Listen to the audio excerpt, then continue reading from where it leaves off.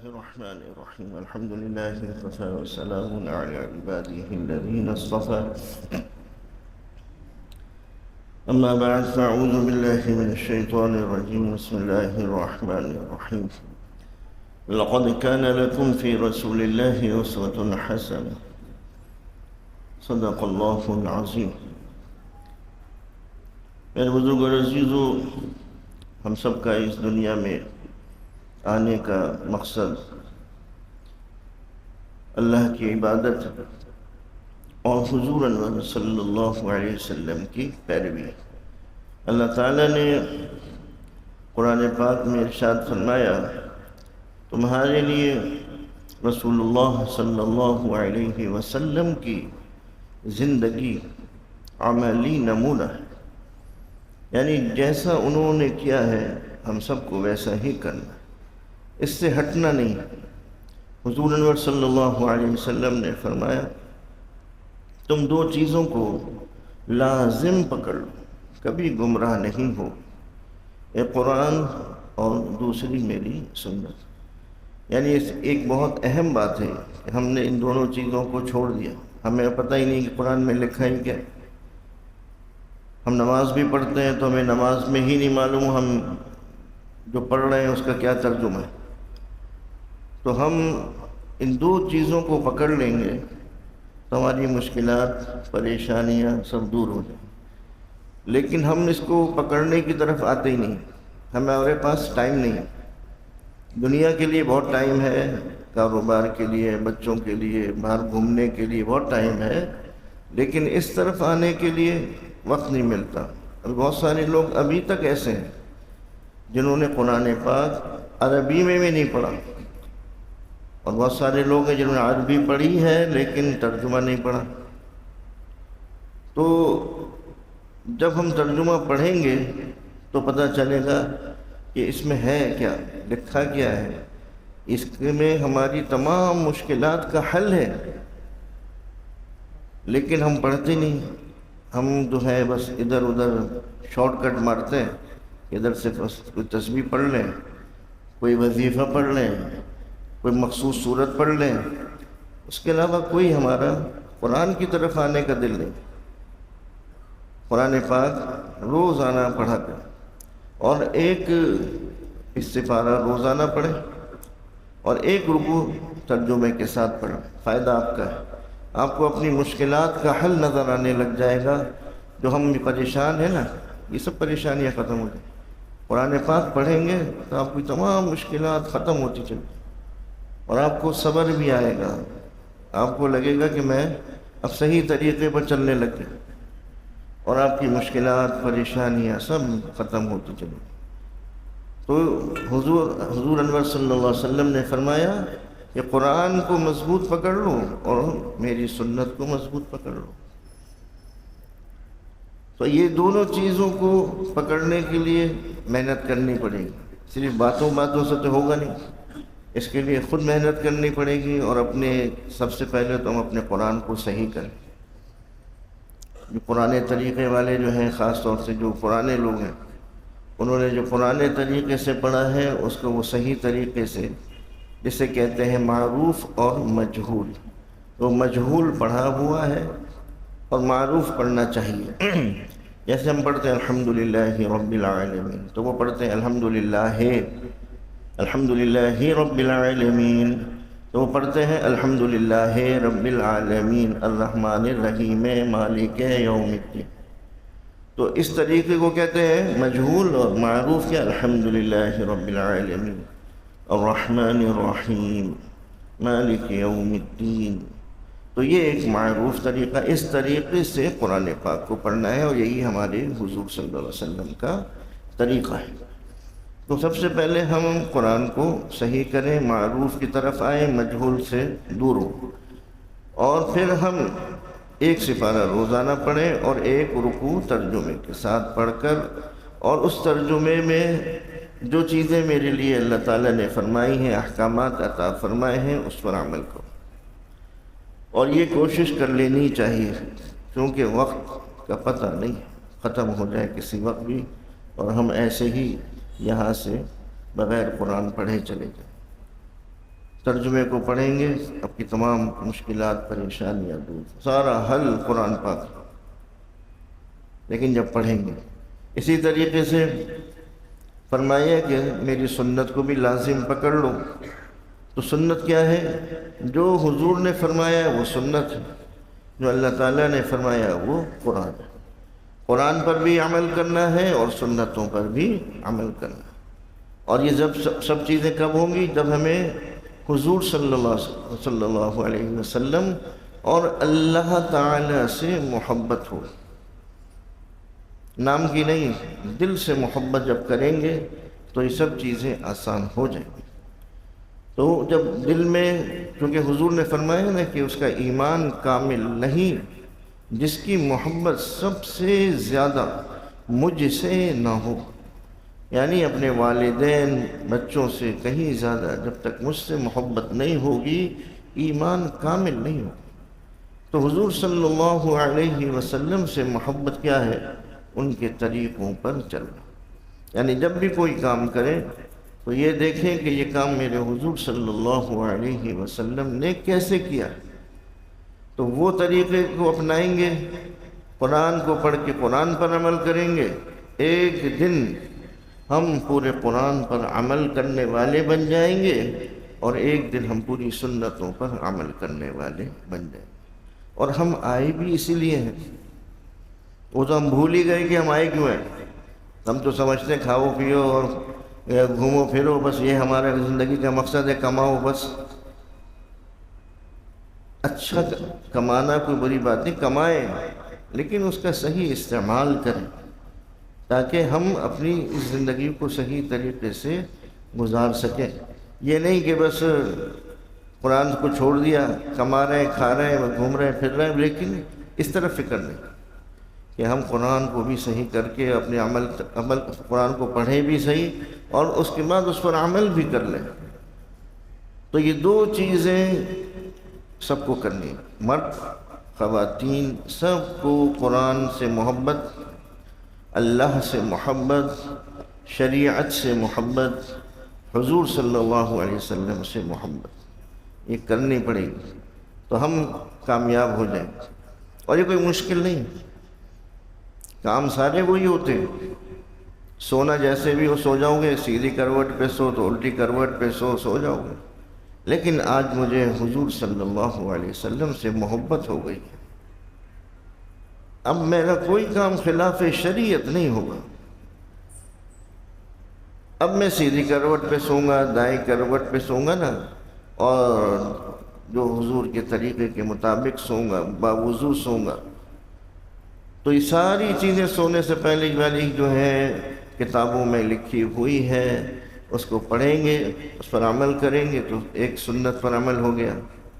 پھر کھانے سے پہلے کہ کھانے کی سنتیں پڑھ لیں، ہر ایک سنت جو ہے کرنے سے پہلے دیکھ لیں کتاب میں یہ کام میرے حضور نے کیسے کیا، اور کتاب کا نام بھی سن لیں، علیکم بسنتی، علیکم بسنتی کتاب لے لیں اور اس پر ساری آپ کو حضور صلی اللہ علیہ وسلم کے طریقے مل جائیں۔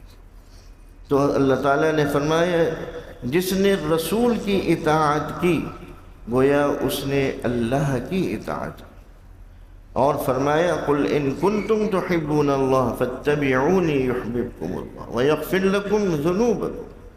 آپ صلی اللہ علیہ وسلم لوگوں سے کہہ دیجئے اگر تم سب اللہ سے محبت کرنا چاہتے ہو تو میرے نبی صلی اللہ علیہ وسلم کی پیروی کریں، اللہ تم کو اپنا محبوب بنا لے گا اور تمہارے گناہوں کو بخش دے گا، اور اللہ بخشنے والا رحم کرنے والا۔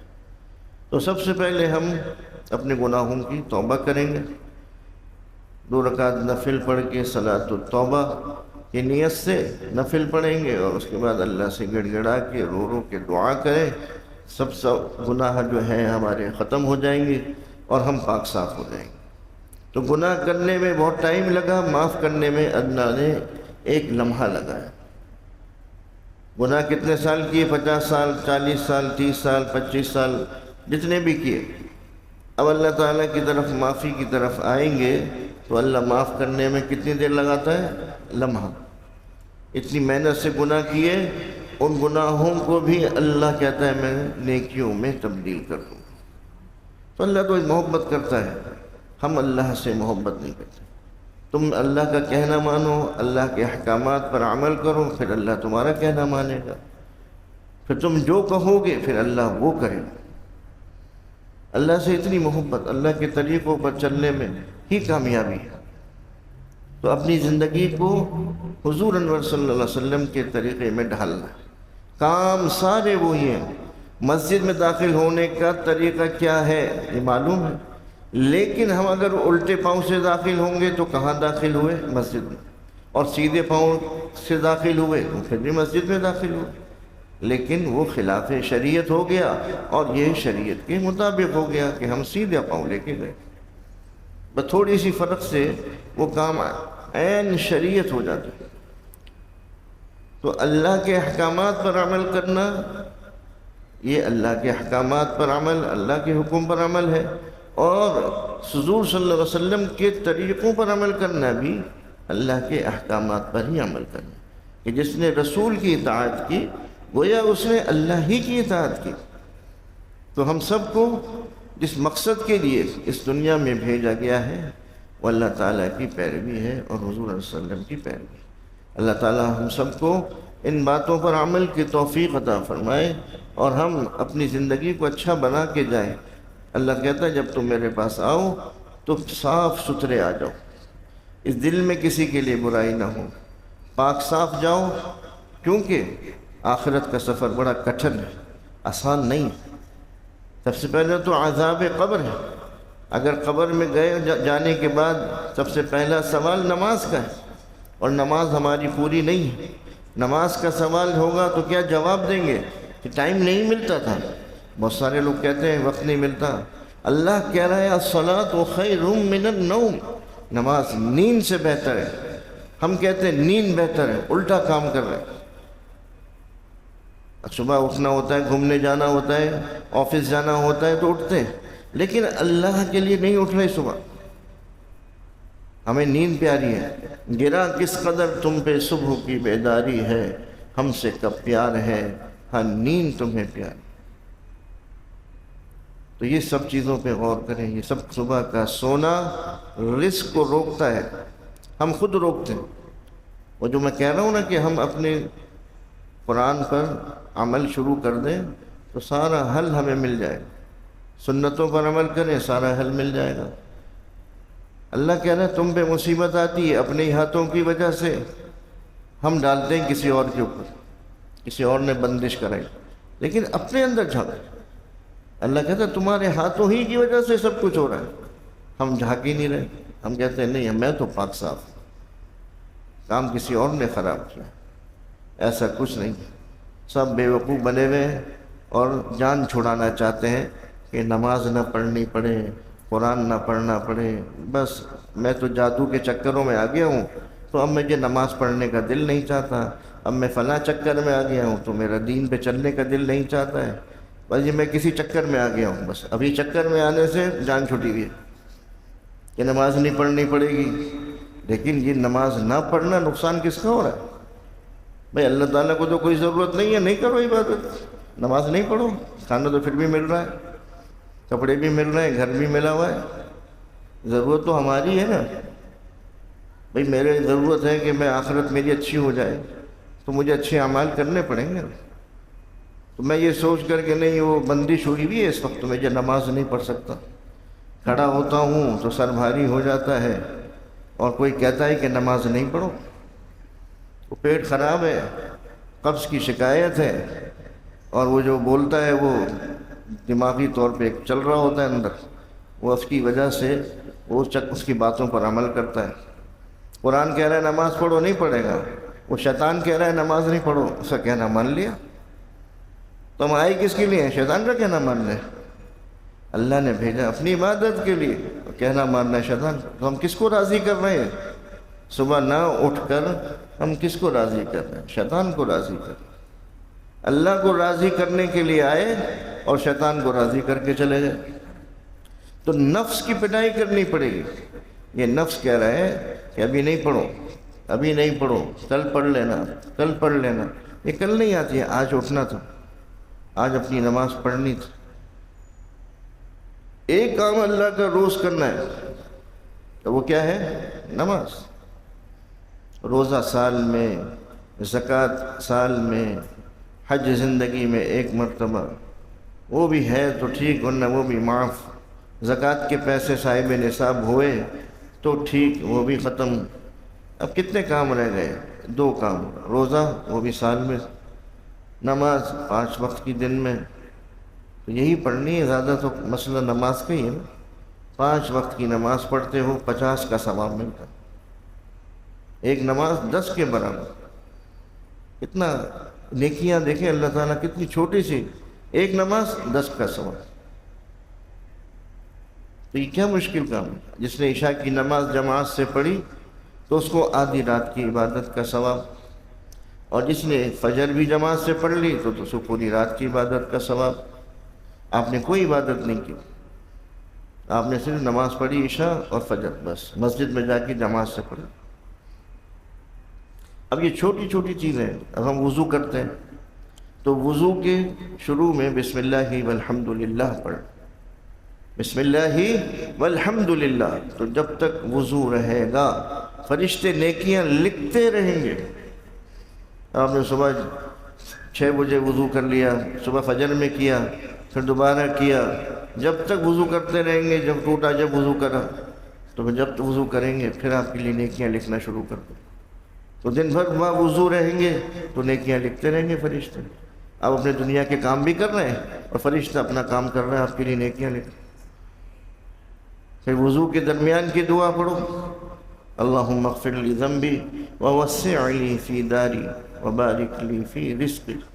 اے اللہ میرے گناہوں کو بخش دے اور میرے گھر میں وسعت عطا فرما اور میرے رزق میں برکت عطا فرما. یہ دعائیں پڑھیں نا. یہ جو ہم پریشان ہیں نا، ہر آدمی کو بس مال کی پریشانی. وہ ایک مفتی صاحب کہنے لگے آج کل بس مسائل جو ہے نا ہمارے پاس، ایک طلاق کے اور خلا کے ہیں اور دوسرے وراثت کے ہیں. بس یہی مسائل ہمارے پاس زیادہ آتے ہیں اور کوئی مسئلے زیادہ نہیں. تو رزق کی پریشانی سب کو، جس کے گھر میں دیکھو یہی مسئلے، پراپرٹی کے مسائل ہیں یا کوئی اور کاروباری مسائل. نماز کا نماز کی کوئی فکر نہیں. ہماری آج کل جو بندش ہے وہ بھی یہی ہے، کاروباری بندش ہے. کوئی یہ نہیں کہتا کہ میری نماز پہ بندش ہو گئی ہے، روزہ رکھنے پہ بندش ہو گئی ہے، شریعت پر چلنے پہ بندش ہو گئی ہے. کوئی بھی نہیں کہتا. پیر صاحب کے پاس تو آتے اس لیے کہ بس کاروبار میں بندش ہے، اولاد میں بندش ہے، شادی میں بندش ہے. نماز نہیں پڑھی آج فجر کی، حضرت صاحب وہ کسی نے لگتا ہے آج بندش کرائی. کوئی نہیں کہتا. تو یہاں پہ کیوں نہیں آتے؟ جہاں کاروبار نہیں چلتا بندش ہو گئی. بھائی کاروبار میں نے خود خراب کیا ہوا ہے. ایک تو سب سے پہلے حلال رزق کی فکر کر. یہ حلال جو ہے نا یہ بڑی قیمتی چیز ہے. جب حلال رزق کھائیں گے نا، کمائیں گے تو پھر برکت ہوگی. ہم جب کاروبار شروع کرتے ہیں نا تو ہم پہلے ذہن میں یہ ہوتا ہے کہ گاہک کو بے وقوف کیسے بنانا ہے، فراڈ کیسے کرنا ہے. نیتیں خراب ہے نا. نیت صحیح ہو جائے سب چیزیں صحیح ہو جائیں گی، آپ کے مسئلے حل ہو جائیں گے. لیکن نیت ہی خراب ہے، شروع سے کاروبار میں پہلے سیکھتے ہی فراڈ کرنا ہے. حضور انور صلی اللہ علیہ وسلم کی تجارت کیا تھی؟ جتنے میں لاتے تھے اتنے میں بیچ دیتے. رسی جو بچتی تھی وہ منافع ہوتا. حضرت صاحب بھی یہ کہتے تھے بیٹا سستا بیچا کرو، آپ کے پاس لوگ زیادہ آئیں گے، آپ کی بکری زیادہ ہوگی.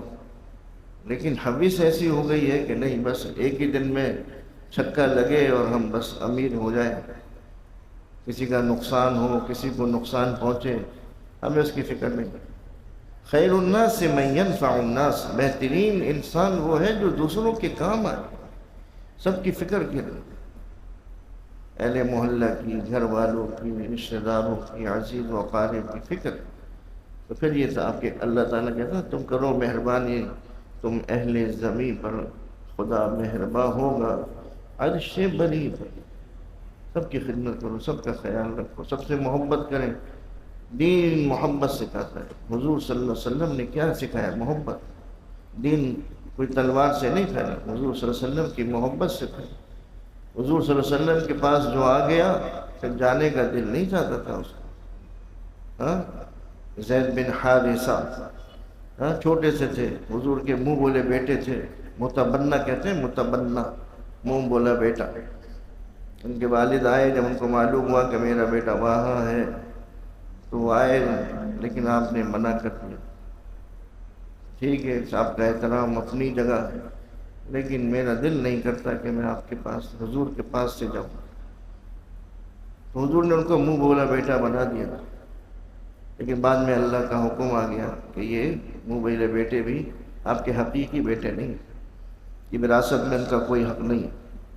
بہرحال آج کل لوگ لے پالک بچے لیتے ہیں، پالتے ہیں، ان کا وراثت میں کوئی حق یعنی شرعی طور پر نہیں ہوتا۔ اللہ تعالیٰ نے بھی حضور کو یہ بتلا دیا۔ بہرحال کہ یہ جو محبت ہے، اللہ والوں سے محبت ہے یا اپنے والدین سے محبت ہے، یہ سب چیزیں محبت جو ہے، جب محبت ملتی ہے تو پھر دین پہ چلنا آسان ہو جاتا ہے۔ دین پھیلا ہی محبت سے۔ حضور صلی اللہ علیہ وسلم کی خدمت میں جو آیا اور حضور کے پاس آ کے کلمہ پڑھا اور بس پھر اس کے دل میں ایسی محبت آ جاتی تھی کہ ساری چیزیں آپ صلی اللہ علیہ وسلم پر قربان کر دیتا تھا۔